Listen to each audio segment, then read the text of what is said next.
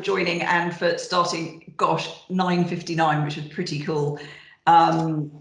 So I thought we'd just start maybe by doing a few brief introductions. If you want, we can have a hard stop at 11. I know you're all busy, you've all got tons to do. The idea of this call is not to be prescriptive at all, but sort of just really a free flow of conversation. So maybe we just want to introduce ourselves briefly, and then I'll sort of bring up some headline topics for discussion.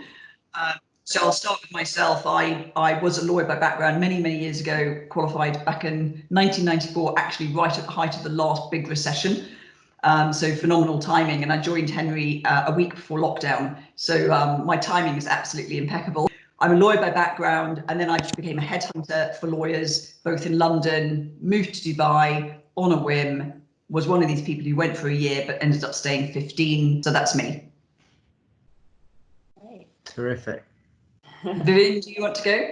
Me? I'm Vivian. I started an ice cream company called Little Moons, and little balls of ice cream wrapped in mochi, which is a Japanese sweet rice dough.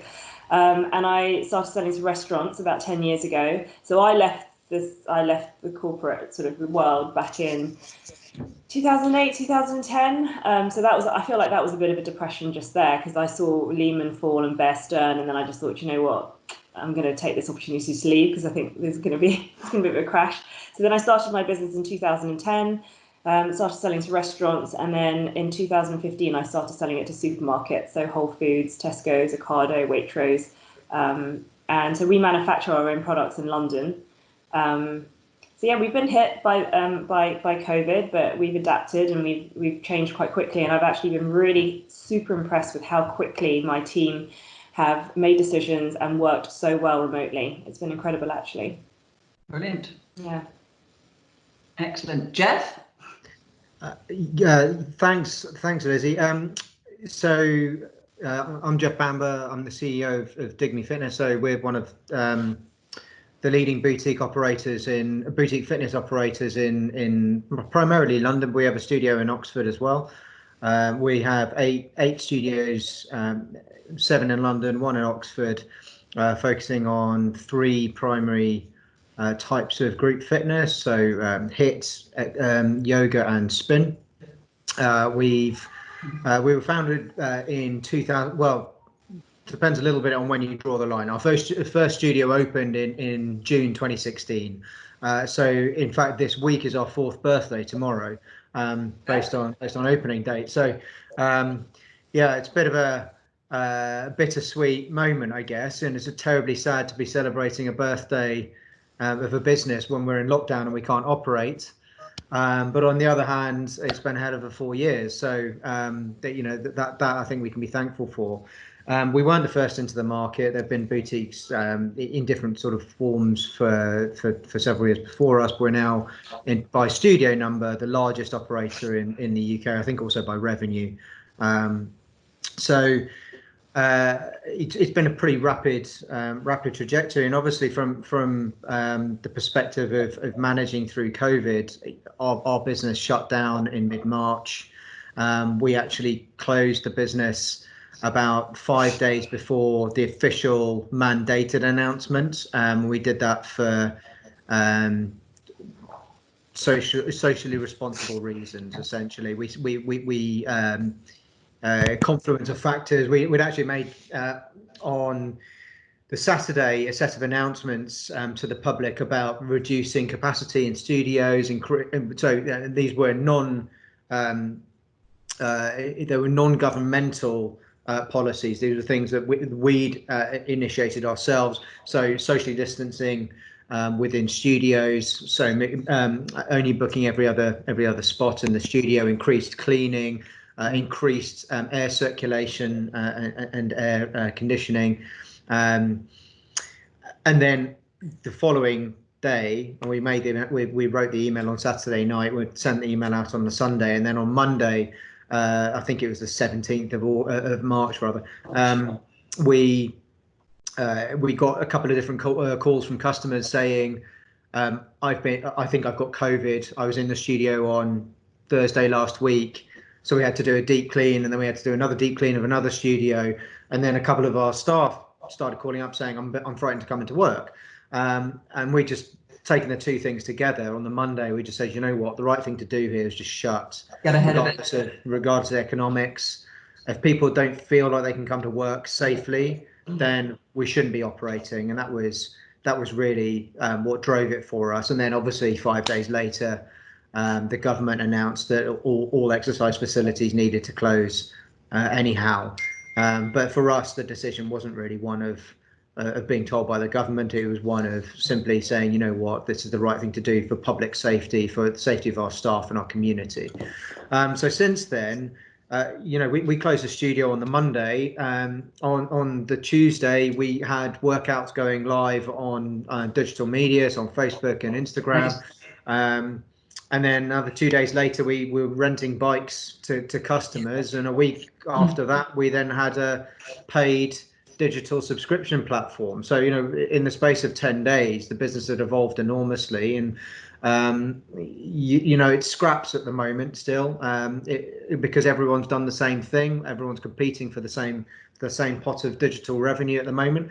But we've built a meaningful business in a few months from naught for digital paid subscription classes, and that's been really magic. And I think that's now. It's an opportunity, frankly, we would never have had were it not for COVID, because you simply would never take the time as an existing business to go and grow something from scratch. And that's really the role of the entrepreneur, frankly, right? I mean, it's setting up new businesses like that. But having a hard stop in the business actually forces you to innovate, and that's been a really exciting thing for us, and will be there now going forward. So that's now a division in our business. It's a permanent revenue line. It's something we're looking after and thinking about and strategizing for the next few years, and that's exciting. I love entrepreneurship. That's why I got into doing this kind of thing in the first place. So can we hold that thought a second, Jeff? Because you've raised a couple of really interesting things in there that I want to kind of come back on, because you've used a word, innovate, which is one of the words which comes up in one of the articles I sent you, where the thought process is there's going to be less innovation. But we'll come on to that in a minute. Glenn, do you want to? You've obviously got a very interesting overview from the PwC Raise programme. Do you want to tell everybody a little bit about that? Yeah, sure. Okay. Yeah. Thank you, Lizzie. Nice to meet you guys. So Glenn Waters. So yeah, my background, spent 13 years in M&A at PwC, really focusing on entrepreneurial private businesses. And then outside of work, I started mentoring, being board advisor, non-exec roles, particularly to Series A, Series B companies. And that led me 2.5 years ago to set up a new team and a new service in PwC called Raise.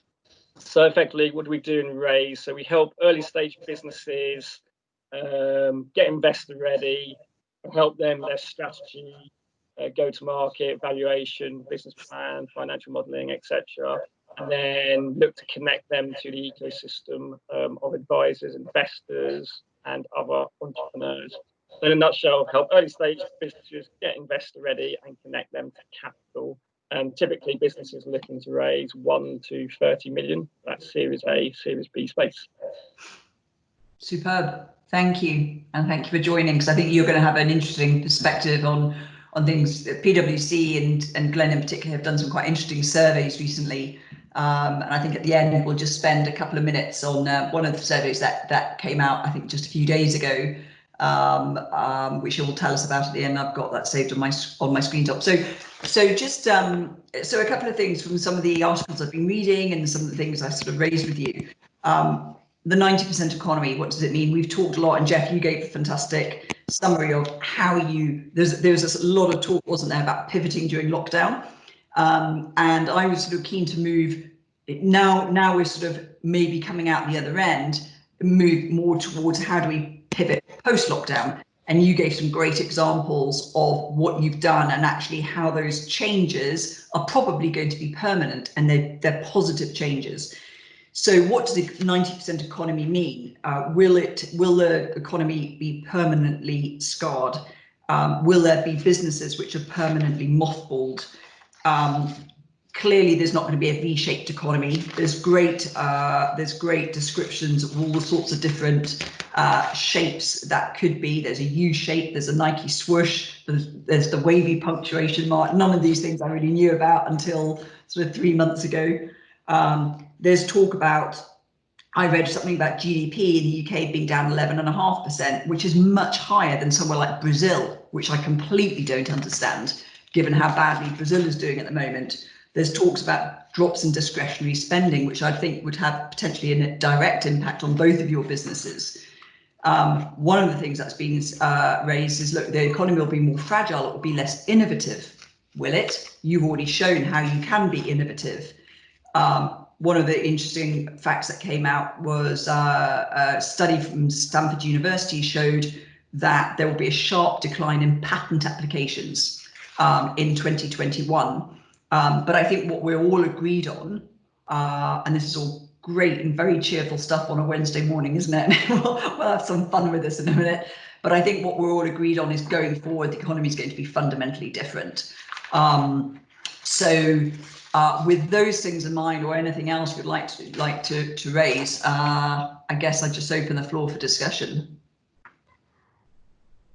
Vivian. I guess I read that article, I think, in The Economist about the lack of innovation, and I understand where they're coming from, because if you're in a lab and you're trying to find, a cure to cancer, that's probably been curtailed a little bit right now because your focus is elsewhere and you're not working your team. But entrepreneurs like us and many businesses, like the restaurants, have turned into like supermarkets and things. So there's a lack of flour, like a massive lack of flour, and so we went to Parlour in Kensal Rise, like near where we live. And they're a restaurant, but they still have their suppliers who bring meat in, fish, chicken, and flour, and so they just rebagged it all because that supply chain hasn't been affected. That supply chain is screaming out for demand still. So they had tons of flour, so everyone was flocking there, and we just sort of put secret messages out: you can get it from Parlour, and so everyone was going there. So yeah, I think entrepreneurs can be innovative in that way and pivoting your business. And I was really impressed with the gym that I go to, my personal trainer as well. He went straight onto digital, and it was so quick. And I think we're so lucky to have this technology that we can speak like this. My team can all see each other every day and pivot. Like you said, entrepreneurs, you just find a way through. And being an entrepreneur in my mind is just problem solving every day. Like 1,000 problems, and so this is just another hurdle that you just have to get over.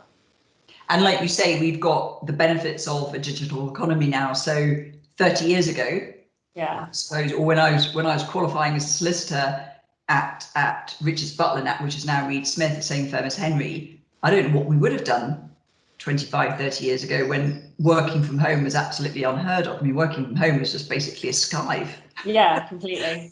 So I suppose, God forbid, if COVID was going to hit at any point, the fact that it's hit in 2020, when we're all sort of able to connect, I mean, look at us now, has made probably quite a big difference. Yeah, I think that's right. We're lucky that all of this technology is available to us right now. I disagree a little bit with the conclusion that this is going to have a real impact on innovation. And the reason is I don't believe innovation is done in labs. I believe innovation is done by wonderful entrepreneurs like Vivian, or guys in their attics or basements. I don't believe that innovation, and there's lots of good studies on this, by the way. So Stanford University is my alma mater. I was there for an MBA 15 years ago now, a long time ago. Okay. But yeah, I mean, there's lots of really good studies on where innovation comes from, and largely the conclusion is that whilst large companies are really good at generating profit and generating income for individuals, they're not very good at generating jobs. Actually, they don't add net jobs to the economy. Most net jobs are added to the economy by smaller businesses, and the real innovation comes from the grassroots. It doesn't come from the labs of Apple or Microsoft or whatever. And actually, when you pivot and look at ask the question a different way and say, hey, what great innovations have you seen that have come from really large companies? Take aside Apple for now. Well, it's interesting you say that, because both Apple and Microsoft, the two companies you mentioned, were started in a garage, weren't they? I think. Yeah, they're starting in a garage. But take aside Apple for now. Can you think of another really big global company that's genuinely created a game-changing technology right now? Most of them, if there are, this kind of thing, Microsoft Teams or other technologies that Apple or Microsoft or whoever now own, were bought in. They bought from entrepreneurs. WhatsApp is now a sort of standard communication mechanism, but that was bought by Facebook for $9 billion or whatever it was several years ago, when they didn't even have revenue and they had 9 employees. I mean, it was crazy. But those innovations don't typically happen from large companies. Most of them happen from small businesses, and I think that necessity is the mother of innovation, is the mother of invention, right? And that I think is what drives entrepreneurship, and what drives the need to create new ways of doing business. Well, it's interesting, isn't it? Because I think I read somewhere that one of the world's biggest companies now, certainly a huge company that was born out of the last financial crisis, was LinkedIn. So LinkedIn, I think, emerged in 2011 or 2010 or something, and of course now it's bought by Microsoft, I think, wasn't it? But what a wonderful example of innovation during an absolute crisis, and a company which is now valued at however much it's valued at. What's your perspective on this, Glenn? Because obviously you're right at the sharp end, where you're seeing maybe pre-COVID, lots of businesses come to you with their ideas, trying to raise money. I'm sure there's lots of businesses you turn away. They're all desperate probably to get onto the raise program, not just because you link them to the investors, but because you help get them ready. So what have you seen? I mean, have you considered any businesses since COVID, any new businesses, or have you been just continuing to help the businesses you've already got on the program? Yeah, no, it's just really fascinating listening to both Vivian and Jeff. I'll answer that question in a second. But I mean, I like the discussion on entrepreneurship and innovation. And a great example I have is a close friend. He's got a skincare business. Skincare. So they make moisturizers, high-end. COVID hit, and clearly they had all this packaging, the chemical compounds, and they saw a need for hand sanitizers. Straight away pivoted the whole business model to hand sanitizers. Yeah, they had their core, shall I say, so didn't pivot completely, but their core business saw a gap, opportunity to help people at the same time use their facilities, their chemicals, their packaging. So I thought that was a really, really great example of something I said.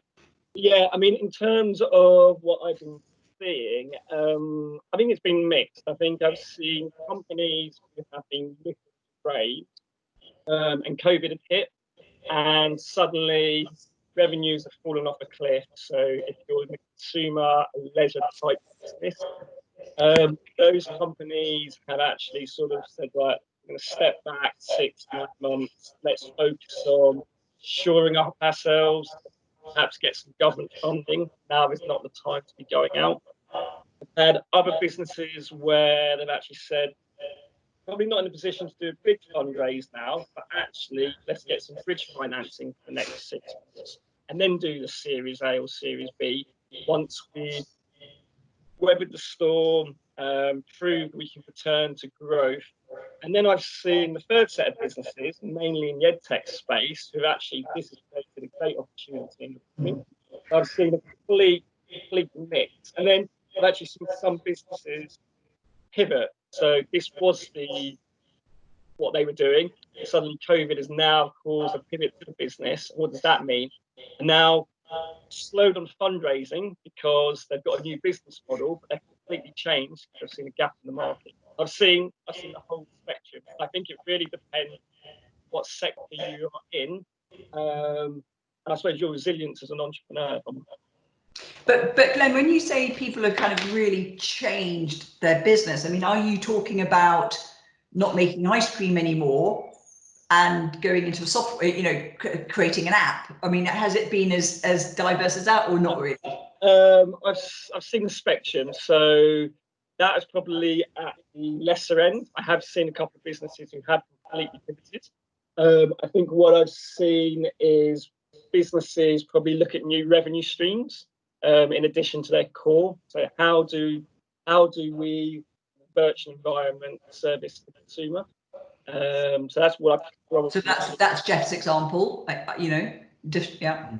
Exactly. So that's probably what I've seen most of. And then I'm trying to think, is anyone doing business as normal, i.e. what they were doing beforehand? I think, and being entrepreneurs, people are looking at other streams. So I'm trying to think all the businesses I'm looking at.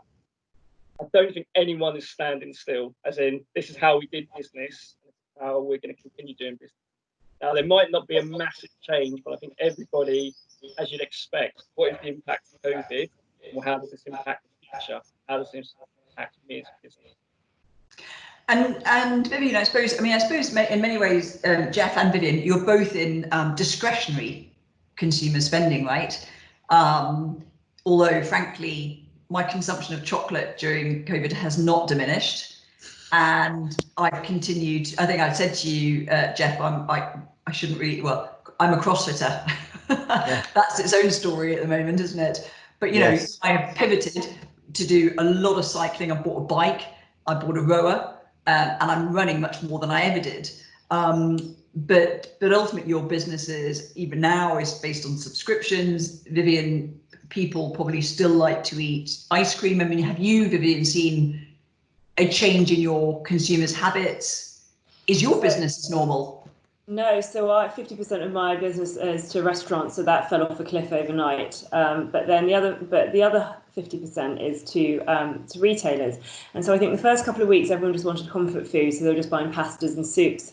But later on, everyone moved over to more indulgent snacks when I think they realised that they didn't sort of like hoard food for the future. There wasn't going to be a shortage. So then people started buying ice cream. Although interestingly, what I read is that Unilever said that their ice cream sales were flat or there was no growth. And we have seen an exponential growth in our business in the retail side.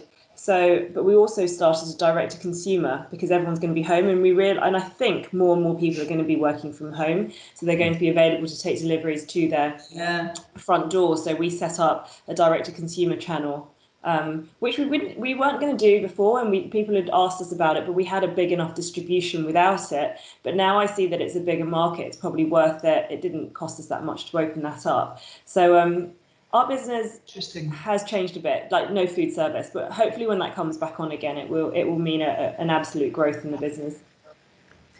It's interesting as well because, gosh, I can't remember the name of it. Isn't it terrible? I'm having a brain freeze moment, but there's a food delivery company that I use sometimes. They provide ready meals.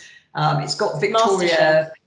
No, it's not MasterChef. It's the one which the cyclist Victoria Pendleton is involved in. HelloFresh, yeah.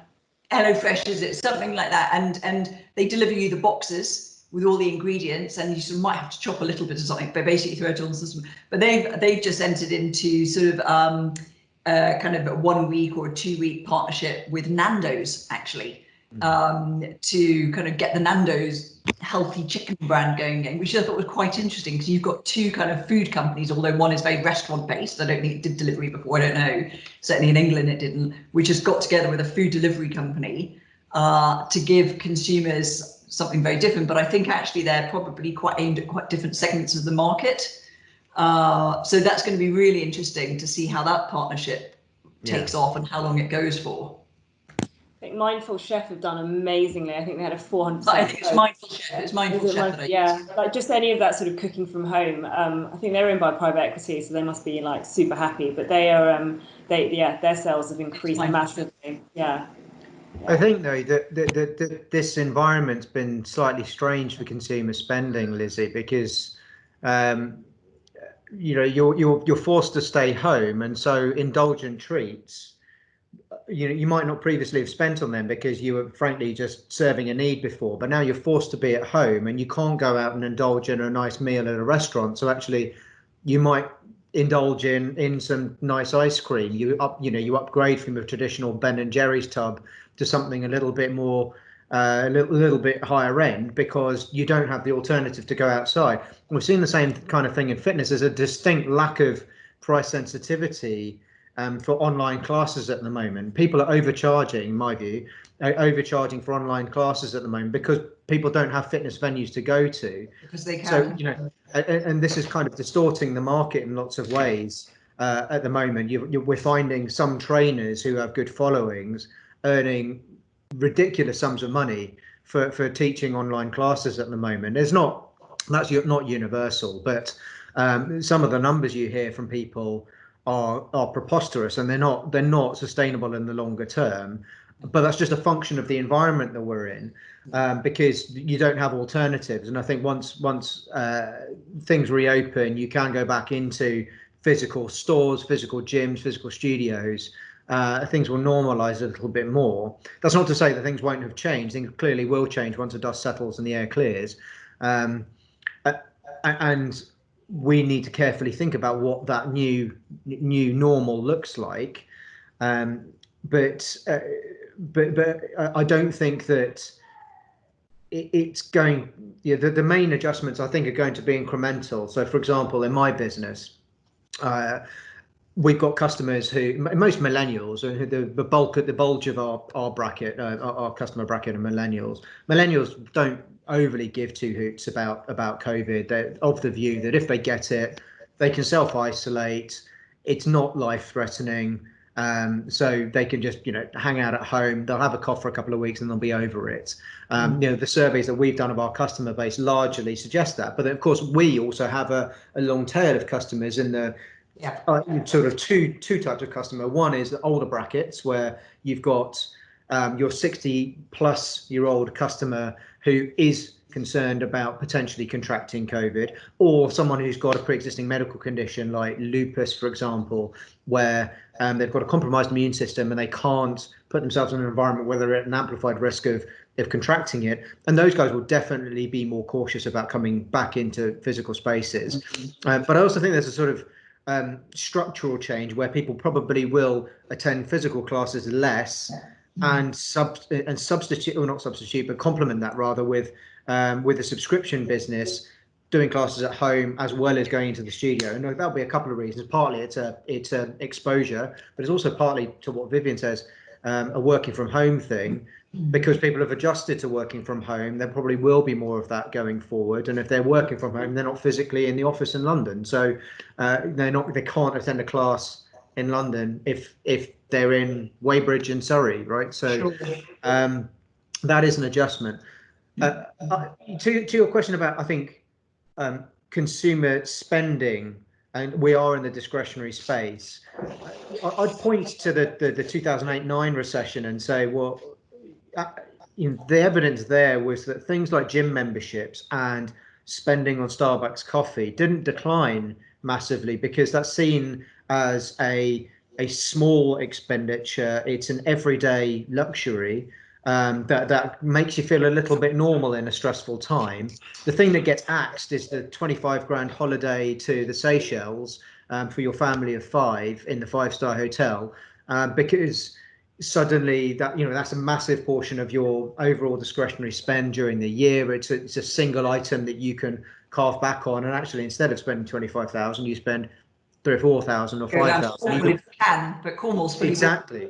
And then when you layer on the specifics of COVID, I mean, the thing about COVID is that we can squash the disease in this country all very well. We can't control the US response. We can't control the Brazilian response. We can't control the Indian response or anywhere else. And I think that is going to be the longest recovery cycle in this recession is travel, because you can only control what you can control in life. You can't control the other people that are going to your resort. You can't control the people on your plane, and those kind of things I think will be a major impediment to the recovery, and to some extent a major impediment to business. Because I mean, if you're an international business and you can't physically go and travel to the US, that's a drag. There's a tax on your company. But equally, you find ways to innovate, and you jump on a Teams call or a conference call more readily than you used to. And in some ways, I don't think that expenditure will come back, right? If you're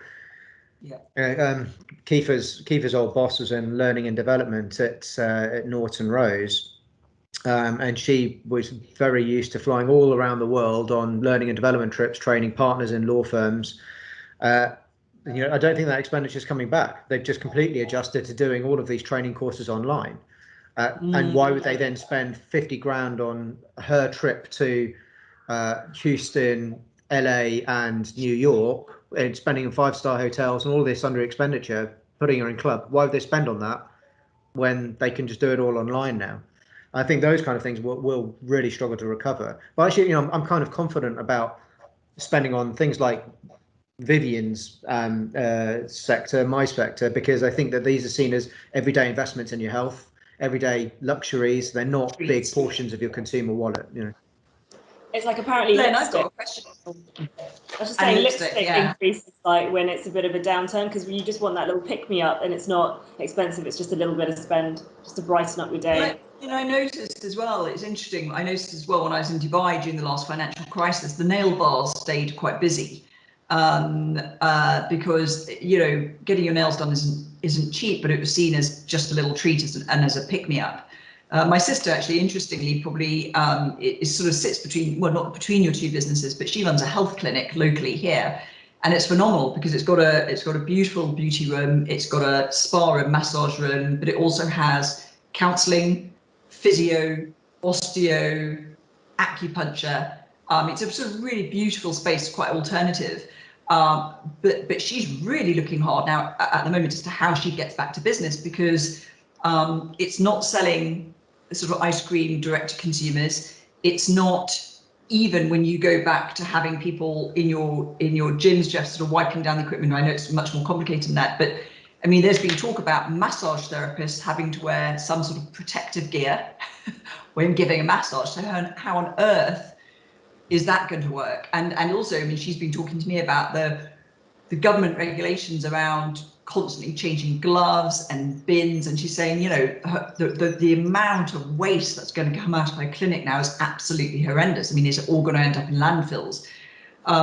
I mean, I guess I just keeping this theme of really cheerful Wednesday morning talk going. I've got one question for you, Glenn, and I've read that, look, the first year of any crisis actually isn't the worst.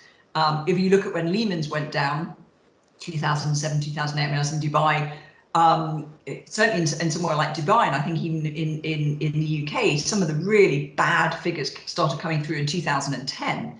So do you think, Glenn, this is a similar thing? I mean, do you think, gosh, dare I say it, the worst is yet to come? And this is going to be sort of a slow ripple wave that we're all going to be suffering from in the next couple of years? I mean, how do you see it from a PwC Raise perspective, and what are you seeing as might happen? Sure. Okay, if I answer it from a sort of macro perspective, and then I'll take it down to like a small level. I think the financial crisis was caused by a lack of liquidity. This is a very different crisis. There's a lot of liquidity at the moment. There's a lot of dry powder, private equity, venture capital. I think what we're going to see is, I think there's going to be a sharp recession. I think September, people will start going back to work hopefully September, October, but I think we'll see quite a big downturn. And I think the way we'll get out of that downturn is, as I said, it's not lack of liquidity, it's the opposite. I think there'll be a big M&A spree. I think a lot of companies will be valuation. As those valuations go down, there'll be a lot of opportunities for M&A. I think that will help the system going. So I think we have a similar view at H-Law, actually. Yeah. So from a summary, I think deep recession, cheap opportunities for M&A, that spend will get the economy going with all the ancillary services. So that's sort of my personal view. And then in terms of what I've been seeing on Raise clients, so this is, let's call this the 1 to 10 million type of space. I think it was fair to say around March, April time, investors were pulling up the drawbridge. Yes. So there was a complete lack of investment as they focused on shoring up their portfolio as expected. again, I think once they've shored up the portfolio, it's like, okay, we need to now do stuff. Our day job to start making investments. But what I've now seen, certainly in May, phones started ringing from investors, show us opportunities. We need to see stuff, and you've got capital. So I think from a deals perspective, certainly at the smaller end, I can see it pick up. I think one of the interesting stats we'll come to the survey is so investors going forward are going to be using virtual in all of their deals. So some part of the deal will be virtually. Now, if you said that to me 6 months ago, I'd have been like bonkers.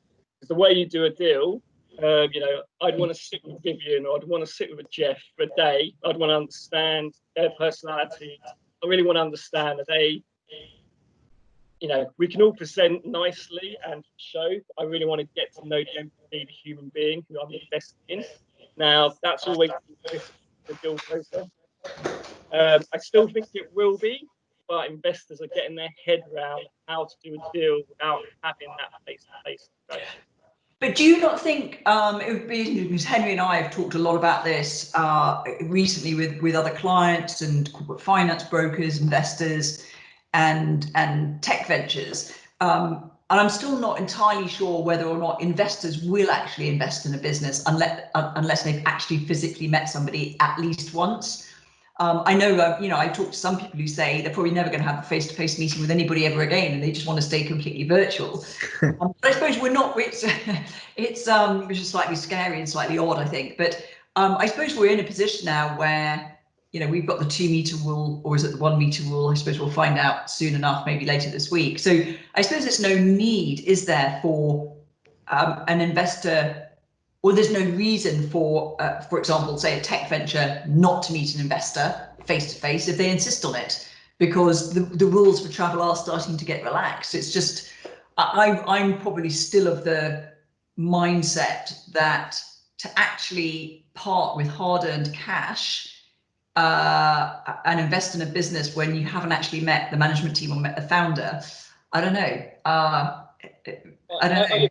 think that's the one crucial bit. I think the majority of the deal can now be done online or virtually, but I still think there's going to have to be, spending the day with Jeff, spending the day with Vivian. I think some investors are saying they can get over that, but I think the majority, I'm going to call it as it is, that bullshit factor. I can only get that by the interaction. So I think that's the way. I think that's still going to be required going forward. I agree, Glenn. I think that we were actually going through a fundraise exercise at the moment ourselves, and so far, obviously, everything's been done virtually. But you do lose something by not being able to press the flesh physically with people, because it goes as much for the company. It's not just about the capital allocator. I mean, the company themselves want to know who they're doing business with. Can they trust them? They want to be able to look at the whites in their eyes, because this is a partnership that goes both ways. You're partnering with cash, but I'm getting a new business partner for the next however many years. And you want to understand the character that you're working with, and you definitely lose something culturally by not being able to press the flesh. And speaking to people in our sector, we're a people business. We have to. It's really hard staying connected with people in an emotional way, in a proper way, over video conf. It's just not. It's not the same. And that for us, I think, it's been a real challenge for us during lockdown, trying to stay connected to our trainers, trying to stay connected to our head office teams, especially when people are furloughed and you're a little bit, should I be contacting this person anyway? So those things are difficult. And the studies that I've seen during lockdown about the destruction to office demand end up normal because of those factors. Destruction to office demand as some people are thinking right now, because you need those one-to-one interactions. There's nothing that replicates physically getting people together in the end. And frankly, I'm talking my own shop a bit as well. Is it easier? I mean, from an investor point of view, Vivian, I don't know what you think about this, but if a business has already raised, and let's say they've raised seed or late seed and they're going for Series A, will an investor be more likely to invest in them because at least there's a bit of a proven track record there? Everyone's talking about this AAR now, whether or not they've got that annual AR, isn't it, annual recurring revenue. But Vivian, if you were to go out and raise money now for your business, would you let a company invest in you that you haven't met? I mean, does it work both ways? And does it depend on who's got the upper hand? I mean, if a company is desperately needing money, they might have to meet an investor that they haven't met face to face. And could an investor take advantage of this because maybe valuations are down? What do you think? What do you think, Vivian? If you were going to market now to raise money, what's your view? If I was in a desperate position and I needed this investment for the survival of my business, then I think it would obviously be detrimental to the negotiations. I would, regardless of whether if I really needed the cash, I'd probably get the investment even though I hadn't met them. In normal circumstances, like Glenn said, I would definitely want to meet the person I was meeting, face to face. You really have to get to know them. You'd actually have to get to know them inside the office and outside the office, because this is going to be your partner in your business for a good couple of years of the next investment cycle. So yeah, I would really want to get to know them, and you can't do that when you're just on a screen, really. Yeah, I think I probably have to agree with you. Because they'd be joining our family basically, because it's we work so closely together. You'd have to really get to know them. It's like getting married to someone you never met. Couldn't do it. Plenty of people do, and it's very successful. We won't go there. So Glenn, have you got experience? I mean, do you think you're likely to see then investments into companies where the two parties haven't met? Have you seen that yet? So personally, I haven't seen it. So what I've seen is probably half a dozen deals we've worked on, which have completed or are at the last parts of diligence. Relationships were established pre-COVID, so I've seen deals complete during COVID. We've got a couple of transactions at the moment which are in that scenario where it's all been virtual. It's too early to tell whether it can be done virtually. I've spoken to a number of other people in the ecosystem, and they have seen deals done completely virtually, but personally too early to tell. I think I still come back to that shaking the hand or the 2 meter, or at least having some sort of conversation. That's where we'll end up. I think might be able to do 90% of the deal virtually. I still think there's going to be spending the day with Jeff, spending the day with Vivian, so both parties look each other in the eye. Glenn, I should know the answer to this, but what percentage of the business, what percentage of businesses that come to you or try to get onto the RAISE program are tech businesses? Is it all of them or just some of them?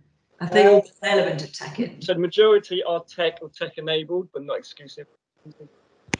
So we worked with a mobility scooter business and raised money for them. So we're sector agnostic, but I would say 85% of the stuff we see is tech enabled, just because that's the way the world is going. And of the businesses you're either trying to raise for at the moment or you've raised, you're working with, how many of them have really come up with sort of super smart solutions as a result of COVID? I mean, we talked earlier about some have done a 360-degree turn and gone to something completely different. But I'm just interested to know, I mean, just going back to that comment about there being a bit of a suppression of innovation, is that something you disagree with? And have you got sort of an evidence base to add to that? Have people been scared, or have the majority of the people you've known woken up and said, you know what, I'm going to nail this. I've got a great idea. So we're working with businesses slightly later in the stage. So you're typically at that million of ARR. So they're not at an idea stage. They've got product market fit. What I've seen is, as I alluded to at the beginning, where they've probably opened up new revenue streams. There's one edtech business we're working with where suddenly his channels to market exploded, and so he set up a whole bunch of new revenue streams based on virtual world, which before he had as a sort of ad hoc business. suddenly subscription business selling access to parents at home, 6 to 8-year-olds, get online to creative writing. That's what I've seen. I've seen more of, I wouldn't say drastic innovation, but I've seen tweaks to the business model. This is I'm looking at, they've already got that product. I think a lot of what you've all said is what we've seen at H Law, which was sort of the first week or so, couple of weeks after lockdown, there was an absolute, the reaction was one of sort of almost frozen terror. Nobody knew what was going on, what was going to happen, everything stopped. But then I think the creative juices got going again. People sort of realized that they were going to have to find solutions around things like you're mentioning with the flour.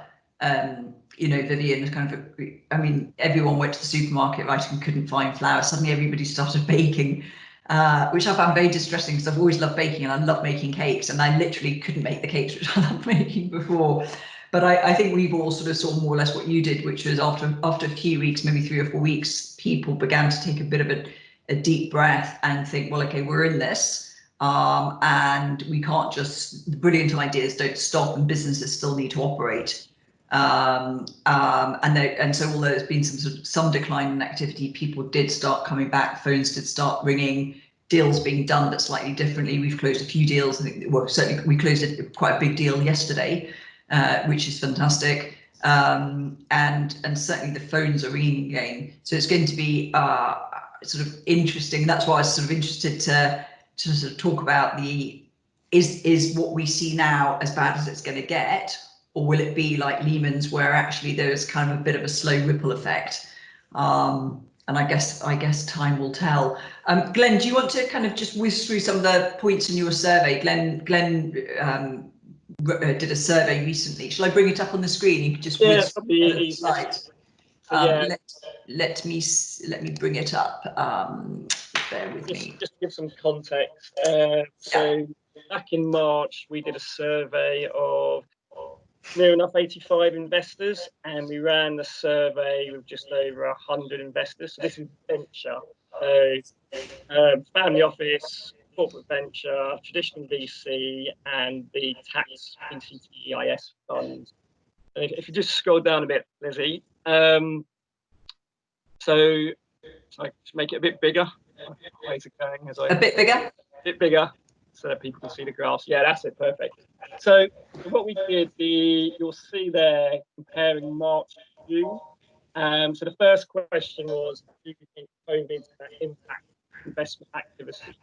And partial impact and significant impact. So at March, 90% of unsurprised investors said it would have an impact.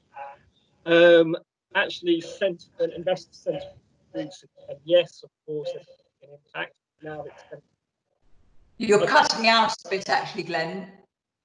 Sorry? I think you're cutting out just a little bit. I think maybe when your hand goes in front of your mouth, just a little bit. Sorry, yeah, I'll keep them down. But yeah, I suppose investor sentiment is improving. So at March, 90% of investors said there'd be a partial / significant impact. That's improved 75. So still a big impact, not as it was. And if we just scroll down a bit, Lizzie. Yep.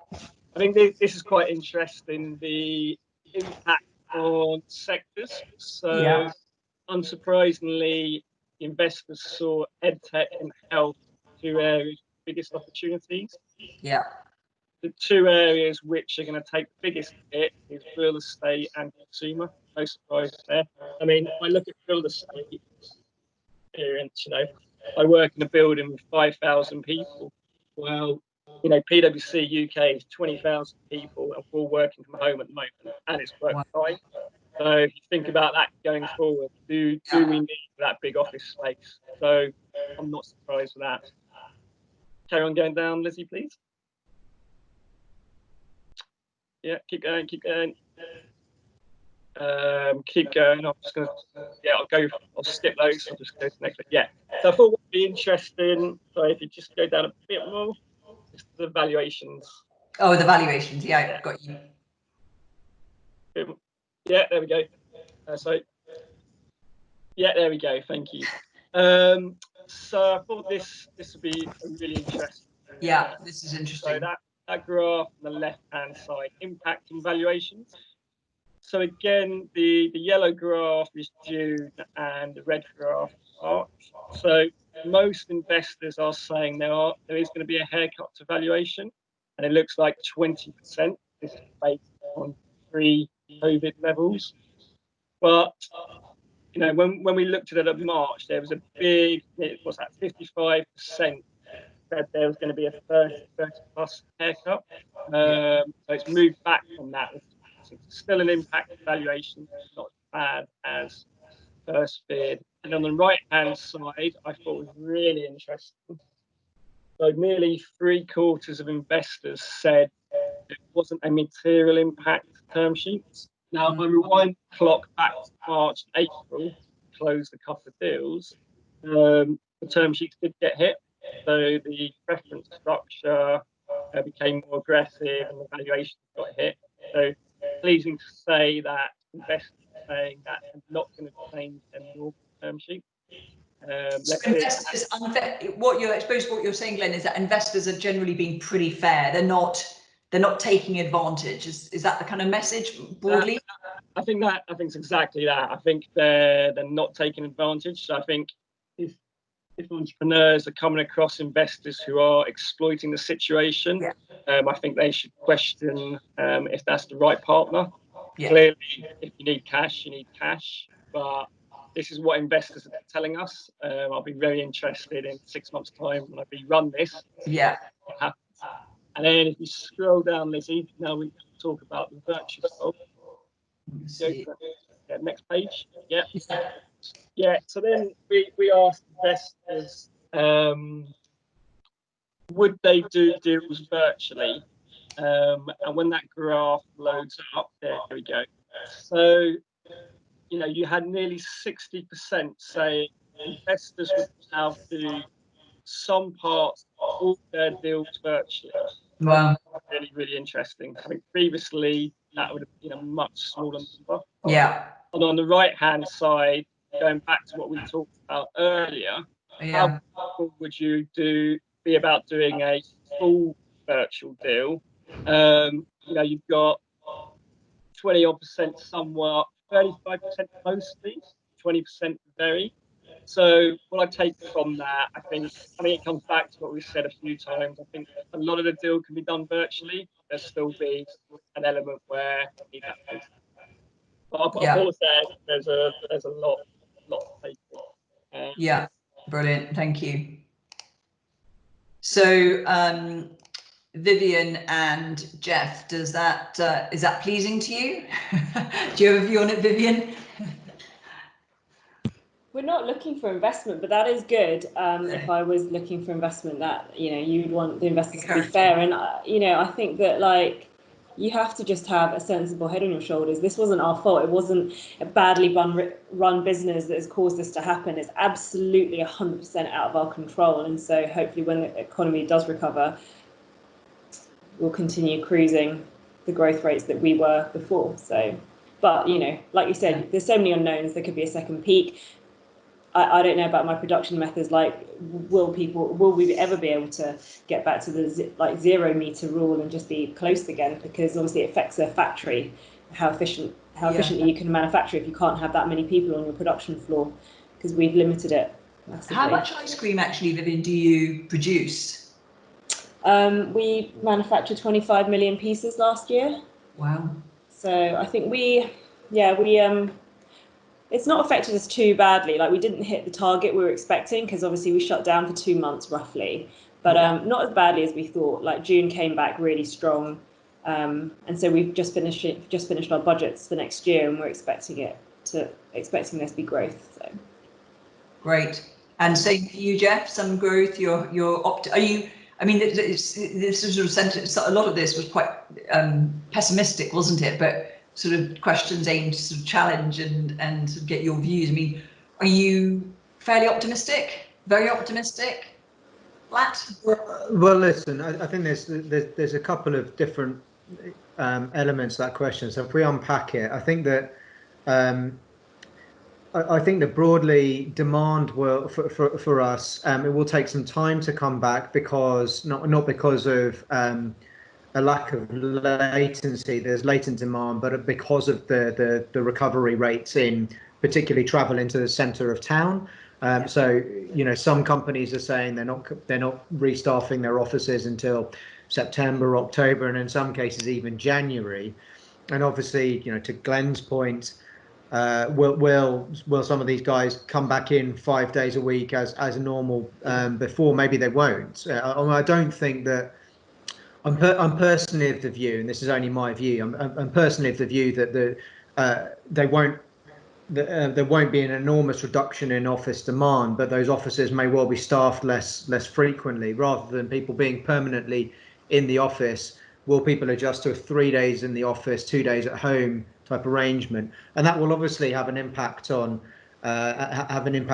demand for our services and other things that happen in the centre of town. But at the same time, I think that the demand for our overall sector won't diminish, and I think that creates other opportunities for us. If anything, this crisis has shown us the importance of investing in your overall well-being. And we think of well-being in a 360 sense. It's not only about getting a good sweat on, it's about mental well-being as well. And exercise, physical exercise, is proven to have a material impact on mental well-being. So for us, it's really an investment in overall well-being, and that will mean that there's demand for at-home services where there wasn't necessarily previously. I do think the world will be more competitive in the online space. I mean, that's what happens when physical real estate demand goes to zero. Everyone becomes digital. You get a plethora of new competitors in the market, and of course, when the dust settles, you've got more competitors, and the market shrinks back again. So I think we all have to be a bit careful about what the steps that we take right now when people aren't still physically in stores or aren't physically in studios.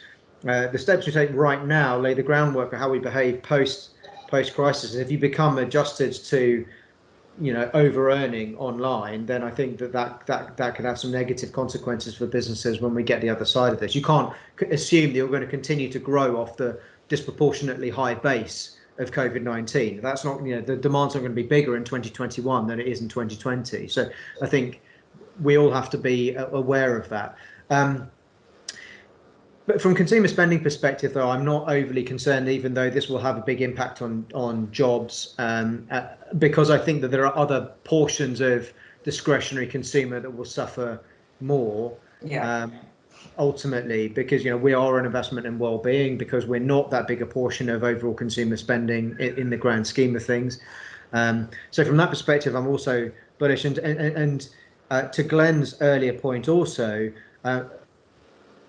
as it relates to my industry specifically, I've believed for some time that the industry needs to consolidate, and I think that COVID-19 is a brilliant catalyst for making that happen.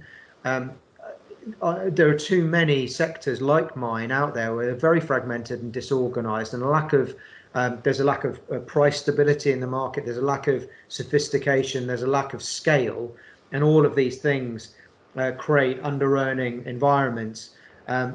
Crises create a great opportunity to affect change that might otherwise have been possible, and I believe this crisis will be a significant catalyst for consolidation of our sector, and not just our sector, but other sectors too. If I think about a ton of other different leisure sectors, much the same could be said for many of those, and that, I think, will put the industry on a better footing for attacking the next crisis when that comes around. We mean that when we come out of this, there'll be more profit, there'll be a greater price sophistication, less marketing dollars going after the same consumer spend, and that I think industry in the longer term. There's silly examples where it affects us, but every time I go up for a new piece of real estate, there's probably 15, 16 other operators bidding on that same piece of real estate. So the cost of real estate goes up, and that's not sustainable. You need The industry needs to be better organised. And again, like I say, this isn't just about our sector. That you could say the same for many sectors where the demand dynamics are really good, but the supply dynamics are not. And I think this is an opportunity to address the supply dynamics in our sector. And that's where I think the real opportunity is for us. And that's very much the pitch, by the way, I'm making to investors at the moment, is that we're the only operator in our sector who's got serial success in M&A. We know how to do deals, we know how to find deals, we know how to consummate deals, and that's really important. And I think that the best opportunities in our sector over the next 2 years are going to be in the buy and build space and consolidating the supply of the sector, making sure that we don't let supply run away from us in the recovery. Because what we've seen with demand dynamics is the demand for boutique fitness has been growing really large double digits for a number of years, but supply has also been growing really large. Yeah, I think not created as well, and we've got a minute over the hard stop, but I think it's a really interesting point to end on, because I think what you have just said ties in with what Henry and I and others at H Law have been hearing and seeing, and what Glenn also referred to, which is the M&A activity. Everyone expects there to be a bit of a surge in M&A activity, sort of maybe towards the end of this year. So I think it sounds as though we're all sort of more or less on the same page. I hope I'll sort of stop there, because I know everybody's got really super busy days. Vivian, you've got lots of ice cream to sell. You've got lots of money to raise, and Jeff, you've got lots of real estate to go and buy. Well, and you've got you've got your raise to do. And we've also got to kind of look after our clients at H Law. But I hope you found today useful. I hope it's been something a little bit different. It sounds like we're all kind of cautiously optimistic, which is great.